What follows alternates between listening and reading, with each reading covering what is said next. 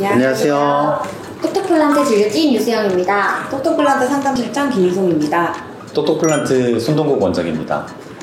여러분, 치과에 방문하신 분들이 있으신 분들이라면 이런 안내문 한 번쯤 받아보셨을 건데요. 오늘은 임플란트 수술 후 주의사항에 대해 알아보도록 하겠습니다. 저희가 질문을 하고 원장님이 답변을 해주는 시간을 가져볼게요. 원장님, 저는 임플란트 수술하고 나서 환자한테 거즈는 2시간 물고 계시라고 안내가 나가거든요.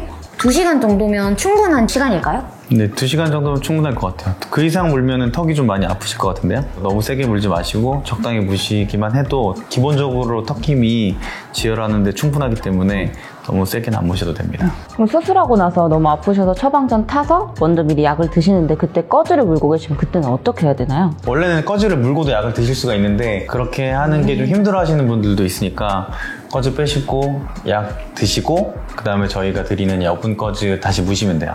거즈를 물고 있으면 이제 피가 스며들어서 피가 같이 침이랑 삼켜지게 되잖아요. 되게 뱉고 싶어지는 충동이 많이 든단 말이에요. 그럴 때는 어떻게 해야 돼요? 침을 뱉는 게 낫나요? 아니면 삼키는 게 좋나요? 침을 뱉으면 피가 다시 나는 경우가 있으니까 되도록이면 안 뱉으시는 게 좋은데 말씀하신 대로 뱉고 싶으면 뭐 한두 번은 어쩔 수가 없겠지만은 되도록이면은 삼켜주시는 게 좋죠. 그럼 한 2, 3일 지나서도 계속 피가 나면 그때는 어떻게 해야 되나요? 다시 꺼즈를 물어야 되나요, 원장님? 피가 입안에서 뚝뚝 떨어진다고 하셔서 오시면은 피가 거의 안 나시는 경우가 많거든요. 실제로는 대부분은 굉장히 조금 나시는 경우가 많아요. 그리고 침이랑 섞여가지고 많이 나는 것처럼 또 느껴지고 하는 경우가 대부분이기 때문에 너무 걱정하지 마시고 꺼즈 좀 무시거나 하시면 될 것 같아요. 부드러운 식사, 뭐 유동식, 죽 같은 거를 하라고 하는데 그걸 언제까지 먹으면 될까요? 며칠 정도? 보통은 하루 이틀 정도만 드시면 돼요. 그 다음에는 일반식 드시면 되고 수술 부위에 자극하지 않는 정도로 드시면 될 것 같은데 임플란트 여러 개 심은 경우에는 아무래도 불편하시니까 그런 경우에는 유동식을 그냥 계속 드시다가 저희가 임시틀리 해드리는 거를 쓰는 쪽으로 하셔야 될 것 같아요. 환자분들이 실밥 뽀매고 나서 시간이 지나서 좀 실밥이 좀 덜렁덜렁 거리는 것 같아요. 혀에 좀 까슬까슬거려요. 이렇게 하시는데 그럼 내원을 하셔야 되나요? 내원하시면 저희가 거슬리는 부분에 그 실은 부분적으로 잘라드리고요. 사람마다 그 잇몸이 낫는 시간이 차이가 있기 때문에 일주일 정도 지나면은 대부분 많이 낫지만 좀 느리게 낫는 분들이나 뼈 이식 많이 들어간 분들은 2주일 정도 기다리거든요. 오셨을 때 잇몸이 많이 나았으면 또 이제 전체적으로 다 실을 뽑아드리기도 합니다.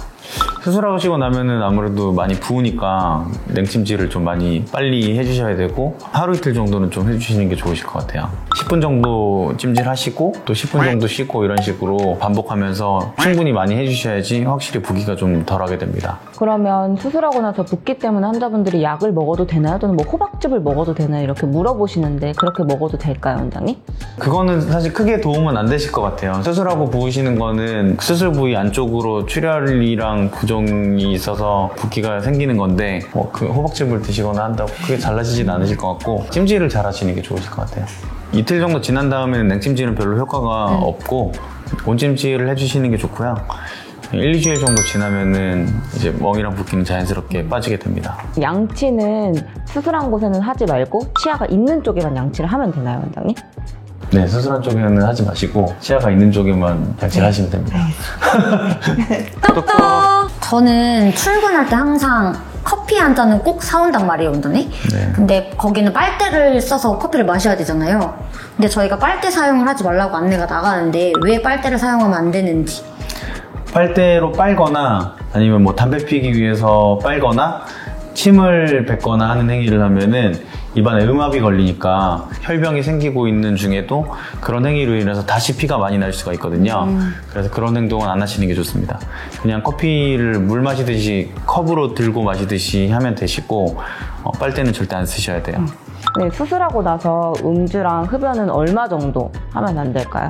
간단하게 수술한 경우에는 한 일주일 정도 상악동 거상술까지 포함해서 수술을 하시거나 아니면 여러 개의 임플란트를 하시거나 하면은 그래도 한 달 이상은 안 하시는 게 좋습니다. 더 길게 안 하실 수 있으면 더 좋고요. 또 담배 피시는 분들이 수술을 하면은 담배를 피지 않으시는 분들하고 수술할 때 양상이 완전히 다르거든요.